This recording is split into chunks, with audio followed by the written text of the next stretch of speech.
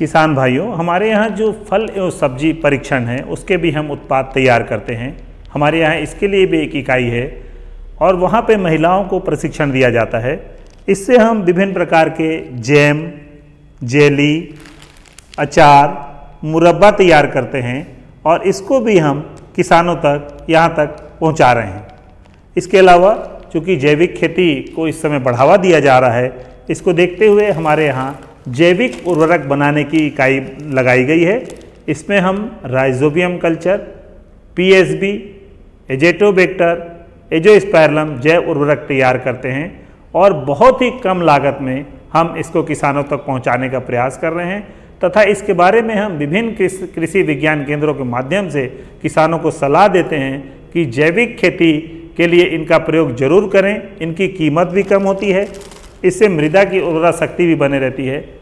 इसी कड़ी में हमारे यहाँ एक छत्तीसगढ़ खेती त्रैमासिक पत्रिका का प्रकाशन किया जाता है। ये इसकी वार्षिक सदस्यता शुल्क हम लेते हैं और किसानों को घर बैठे उनके घर के पते से हम इनको पहुंचाने का कार्य करते हैं। ये त्रैमासिक पत्रिका है और इसमें जो लेटेस्ट जो नवीनतम जानकारी है उसको हम किसानों तक पहुंचाते हैं। हमारे यहाँ एक कृषि अभियांत्रिकी संकाय में एक इकाई है जिसमें कि हम किसानों हेतु छोटे छोटे कृषि यंत्र, खासकर बैल चालित हस्तचालित कृषि यंत्र बनाते हैं। ये जो मेरे हाथ में देख रहे हैं मेज सेलर है, ये मक्के के दाने को निकालने का काम करता है। जब हम इसमें मक्के को घुमाते हैं तो उसका दाना आसानी से निकल जाता है और इसकी भी बहुत अच्छी डिमांड हमारे किसान भाइयों से आती है। हमारा उद्देश्य है कि हम इस कृषि उत्पाद केंद्र की सहायता से हम इस उत्पाद को किसानों तक पहुँचाएँ। ये लो और बताओ। बस। अरे ये क्या भैया जी, बस इतनी सी रासायनिक खाद? किसानी छोड़ रहे हो क्या? किसानी नहीं, नादानी छोड़ रहे हैं। मिट्टी की जांच कराई है। अब तो लाला जी जितनी जरूरत है उतने ही उर्वरक खेत में डालेंगे। हाँ, किसान भाई आज ही अपने जिले की नजदीकी भूमि परीक्षण प्रयोगशाला में मिट्टी की जांच जरूर करवाएं और मिट्टी में पोषक तत्व, नमी व पौधे के विकास को देखते हुए केवल जरूरत के अनुसार ही पोषक तत्व डालें। और हाँ, मिट्टी में गंधक, जस्ता, बोरोन जैसे सूक्ष्म पोषक तत्वों का पता लगाना भी न भूलें। उर्वरक और जैविक खाद के सही उपयोग से भूमि का उपजाऊपन बनाए रखें, उत्पादकता बढ़ाएं, खर्चा घटाएं और बहुमूल्य विदेशी मुद्रा बचाने में भी सहयोग दें। और हाँ, धीमी गति से नाइट्रोजन उपलब्ध कराने वाले उर्वरकों जैसे नीम लेपित यूरिया को प्राथमिकता दें और यूरिया का पत्तों पर छिड़काव करें। अरे वाह, तू तो सचमुच समझदार हो गया रे। अधिक जानकारी के लिए संपर्क करें जिला कृषि अधिकारी या किसान कॉल सेंटर। अम्मा खाना दे दो ना। सबर कर गोलू, अभी दाल नहीं गली है। तू फिक्र ना कर गोलू की अम्मा, अब की बार अपनी दाल खूब गलेगी। क्या मतलब जी? अब की बार NFSM के तहत दाल की पैदावार को बढ़ाने के तरीकों को दिखाने के लिए देश में 1000 क्षेत्र चुने गए हैं, जिसमें हमारा इलाका भी आ गया है। पर इससे हमें क्या फायदा? हमें 5 एकड़ खेती के लिए खाद और कीटनाशक के अलावा बढ़िया बीजों की एक मिनी किट भी मिलेगी। इतनी दाल का करेंगे क्या जी? अरे भगवान, सरकार ने दलहन का समर्थन मूल्य भी खूब बढ़ा दिया है और इनकी खरीद का भी पूरा इंतजाम कर लिया है। इससे आमदनी बढ़ेगी और फिर हमारा गोलू अच्छे स्कूल में जाकर के कृषि वैज्ञानिक बनेगा। हाँ, क्या करूं? हाँ, मैं ऐसे ही करूंगा। हाँ, अच्छा, मैं जा रहा हूँ। अच्छा, जी जी जी, हाँ जी जी जी। किससे बात कर रहे थे इतना हंस हंस कर? किसान कॉल सेंटर, विशेषज्ञ से खेती के बारे में सलाह ले रहा था। सुबह भी, रात को भी? किसान कॉल सेंटर सुबह 6 बजे से रात को 10 बजे तक खुलता है। रविवार को भी? हाँ भाई, साल के 365 दिन खुलता है। और इतना फोन का बिल कौन भरेगा? अरे, किसान कॉल सेंटर की सेवा मुफ्त है। पर तुम ये सब क्यों पूछ रही हो? मैं तो कुछ और ही समझी थी। किसान भाई, कृषि संबंधी समस्याओं का अपनी भाषा में तुरंत समाधान पाने के लिए पूरे भारत में किसी भी फोन से राष्ट्रीय हेल्पलाइन नंबर 1800-180-1551 पर संपर्क करें। किसानों का दोस्त किसान कॉल सेंटर।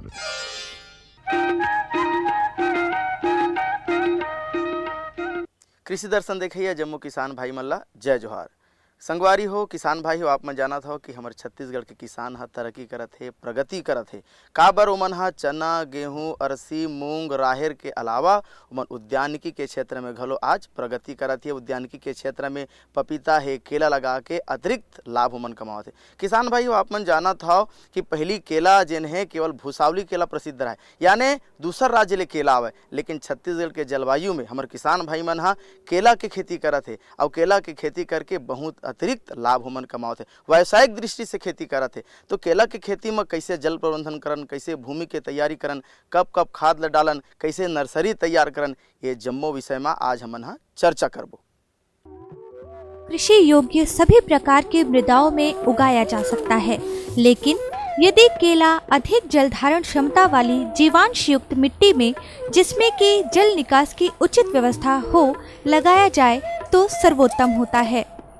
खेत की तैयारी मिट्टी पलटने वाले हल से करना चाहिए एवं मांदा निर्माण कर केले की खेती करने से अधिक उत्पादन प्राप्त होता है। केले की उम्दा पैदावार के लिए रोपण विधि भी व्यवस्थित हो तो वांछित परिणाम के मिलने में कोई संदेह नहीं रहता। इसके रोपण के लिए भूमि को गहरे जोतकर समतल कर लेना चाहिए। तैयार खेत में 50 गुना 50 गुना 50 सेंटीमीटर लंबा, चौड़ा और गहरा गड्ढा कर लेना चाहिए। पौधों का आपसी अंतर जाति स्थल और भूमि की उर्वरता पर निर्भर करता है। ये दूरी जानकारों से सलाह लेकर भी तय की जा सकती है। वैसे अधिकतर ऊंची जातियों के पौधे 3 मीटर और बौनी जातियों के पौधे 2 मीटर की दूरी पर रोपित करने चाहिए। केले का रोपण समय मुख्यतः जलवायु पर भी निर्भर करता है। पश्चिमी और उत्तरी भारत में रोपण का सबसे उपयुक्त समय मानसून के शुरुआत में यानी जून जुलाई में होता है।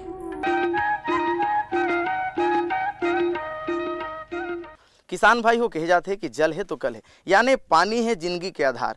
तब उसने पेड़ हो, पौधा हो, रूख हो, राई हो, जैसे हमन केला की खेती की बात करत हन तो पानी ला हमर पहली किसान भाई मन का करके पहाटा पलो दे। पहली व्यवस्था ऐसा नहीं रहा, लेकिन आज बहुत बढ़िया ढंग से ड्रिप इरिगेशन की व्यवस्था हो गई है। ड्रिप इरिगेशन से का है सीधा पानी है पौधा में जाते, खरपतवार घलो नहीं बढ़ाए और पौधा के बढ़वार होते। तो देख छन जल प्रबंधन में सिंचाई की आवश्यकता भूमि और जलवायु पर निर्भर करती है। यदि पौधों को लगाने के तुरंत बाद वर्षा ना हो रही हो तो सिंचाई कर देना चाहिए। भूमि और वातावरण के अनुसार शरद ऋतु में 10 से 15 दिनों के अंतराल में और ग्रीष्म ऋतु में यही सिंचाई 4 से 7 दिनों के अंतर पर देना चाहिए। केले की पैदावार ज्यादा और बेहतर हो सके, इसके लिए कुछ सूक्ष्म तत्वों का छिड़काव सिंचाई के माध्यम से किया जाना चाहिए। जैसे केले के अधिक फलन के पुष्कल 0.5% का 2 से 3 बार छिड़काव करना चाहिए। फलों के बड़े आकार और बेहतर स्वाद और अधिक उत्पादन के लिए मेगाकॉल 3 से 5 ml प्रति लीटर पाली के मान से उपयोग करें। पहले छिड़काव के 15 दिनों के बाद दूसरा छिड़काव किया जाना चाहिए। साथ ही जीनी 2.5 मिलीलीटर प्रति लीटर पानी के से प्रयोग किया जाना चाहिए। सूक्ष्म तत्वों का सिंचाई माध्यम से छिड़काव करने का सबसे बेहतर तरीका तो यही होना चाहिए कि सिंचाई की ड्रिप पद्धति का इस्तेमाल करें। केले के शुरुआत अवस्था में खरपतवार नियंत्रण बहुत आवश्यक हो जाता है। इसके लिए समय समय पर निराई गुड़ाई करते रहना चाहिए। ये गुड़ाई उथली होनी चाहिए क्योंकि गहरी गुड़ाई से केले के जड़ों को नुकसान पहुंचने का खतरा होता है। क्योंकि केले की जड़ें भूमि में ज्यादा गहरी नहीं होती, क्योंकि केले की जड़ें ज्यादा गहरी नहीं होती, इस कारण इनके पौधों में मिट्टी का चढ़ाना आवश्यक होता है। सिंचाई के लिए ड्रिप इरिगेशन का इस्तेमाल किया जाना ज्यादा लाभप्रद होता है।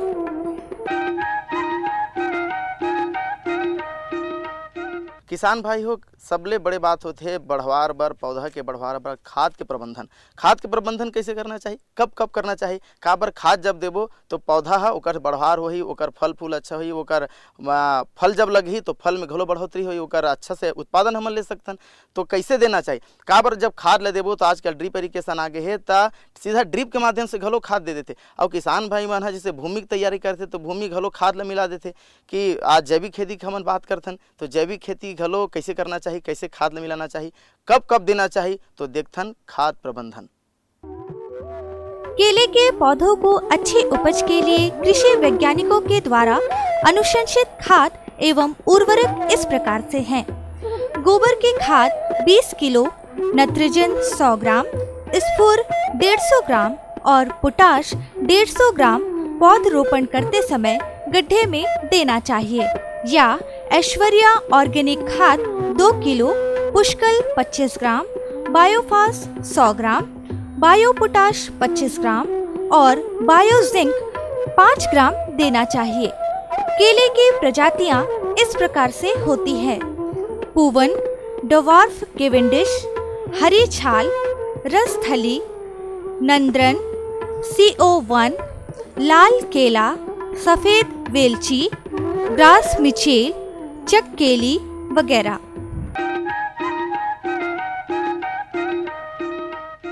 किसान भाई हो, ऐसे केला में रोग राई के संभावना बहुत कम रही थे, रोग राई के संभावना ज़्यादा नहीं रहा है। फिर भी रोग राई कैसे लगते, काबर लगते, कब कब लग सकते, का दवाई ले डारन, जम्मो जानकारी रही तब हम रोग के नियंत्रण कर सकथन, व्याधि से हम मुक्ति पा सकथन। तो देखथन रोग नियंत्रण। तौर पर केले में लगने वाले कीट इस प्रकार से हैं: तना विबिल, ये कीट गर्भ अवस्था में अधिक हानि पहुंचाता है। ये केले के तने और राइजोम में छिद्र करके उसे अंदर से खाते हैं।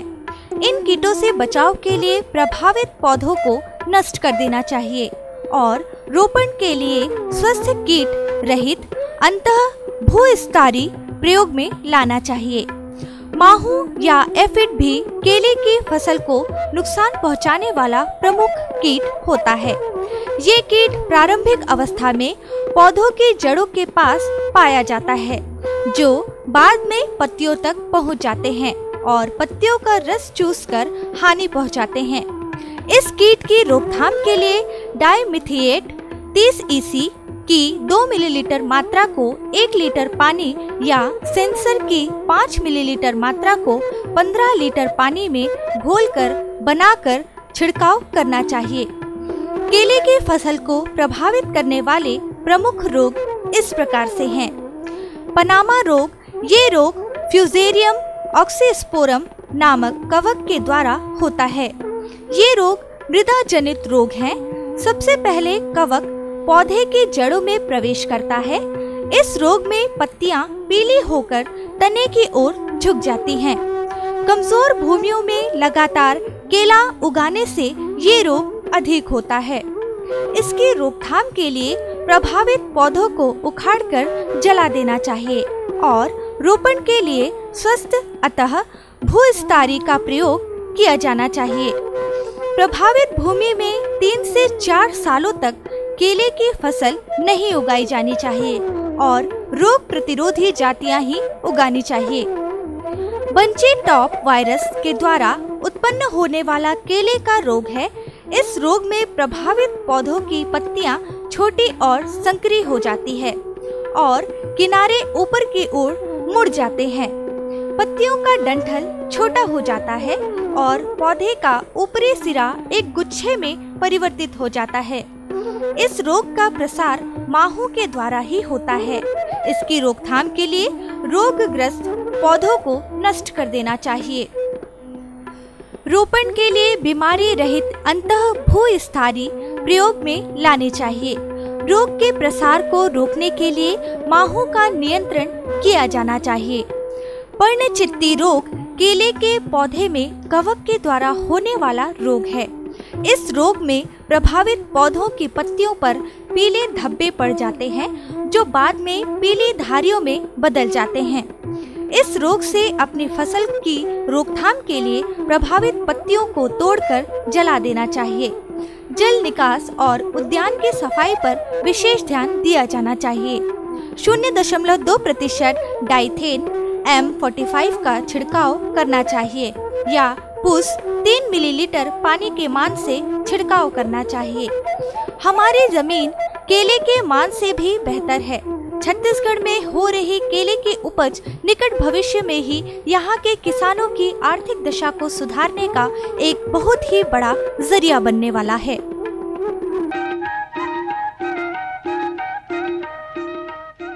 संगवारी हो, अगर जानकारी ला बहुत बढ़िया मनोरंजक ढंग से देवन तो कैसे रही, यानी हम आपसे गोड़ बात तो करते रहिबो, लेकिन बीच में अगर गीत संगीत होवे तो कैसे रही, तो देखथन गीत और संगीत।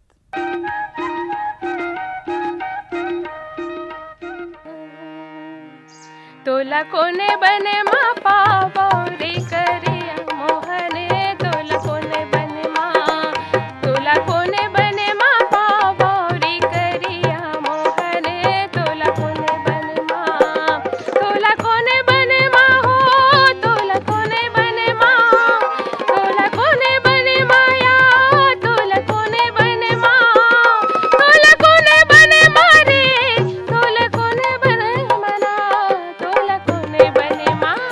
मोला मधुबन माँ पावे बुआले ननोनी, मोला मधुबन माँ, मोला मधुबन माँ पावे बुआले ननोनी, मोला मधुबन माँ, मोला मधुबन माँ ओ मोला मधुबन माँ, मोला मधुबन माया, मोला मधुबन माँ, मोला मधुबन माया, मोला मधुबन मना, मोला मधुबन माँ, मोला मधुबन माँ पावे बुआले ननोनी, मोला मधुबन माँ, मोला मधुबन माँ पावे बुआले ननोनी, मोला मधुबन माँ।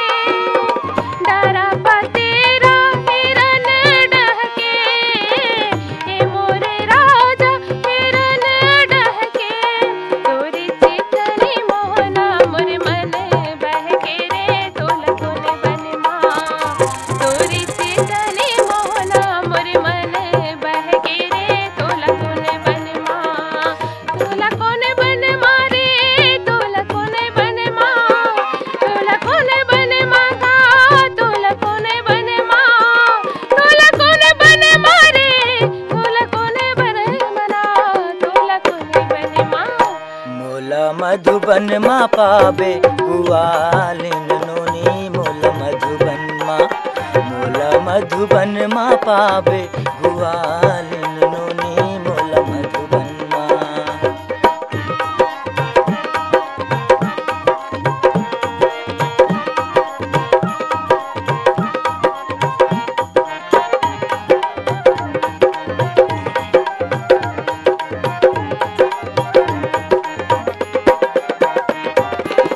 हरि के संगे में कपिला के नास, ए मोर रानी वो कपिला के नास, हरि के संगे में कपिला के नास, ए मोर रानी वो कपिला के नास, पानी भीतरी माँ काबर तय मारा थस पियास, मोला मधुबन माँ, मोला मधुबन माँ पावे बुआले ननोनी, मोला मधुबन माँ।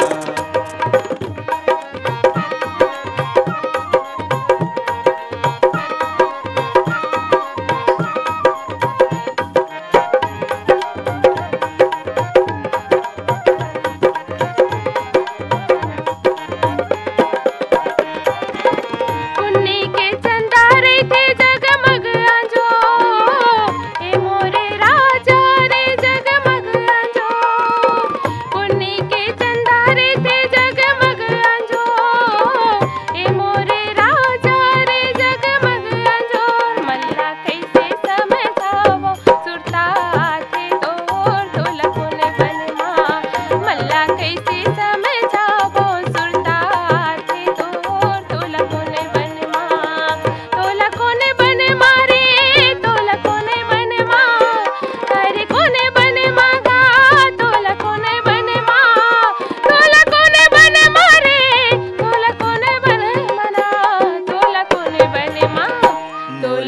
कोन बन मा पावरी करिया मोहने मोल मधुबन मा तोला कोन बन मा पावरी करिया मोहने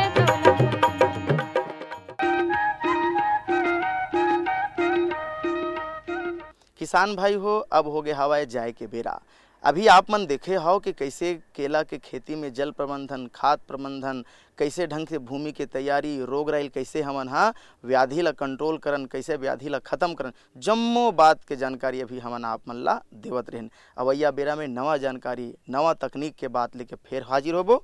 तब तक दो विदा, जय जोहार।